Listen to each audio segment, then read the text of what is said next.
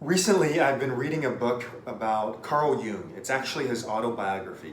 And in this book, he talks about the concept of synchronicity.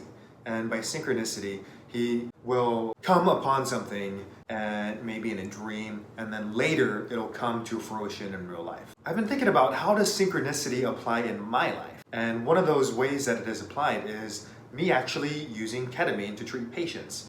When I was in college, I worked at University of Washington at a research laboratory working on animals. And one of the medicines that I was using on these animals was ketamine for procedures. So at that time, we didn't really know it was a treatment for depression or anxiety, but I was using it as the originally intended use of ketamine, which is as a general anesthetic.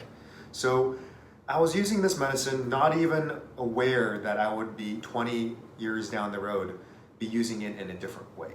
So it's interesting, this concept of synchronicity, how something that has occurred to us in the past will now show up again later, and you don't really realize that it's going to happen until it happens, and then you're like, OMG, I finally get it. Now I understand why that occurred, or why that person showed up in my life, or why this experience occurred, because it makes sense now looking back retroactively.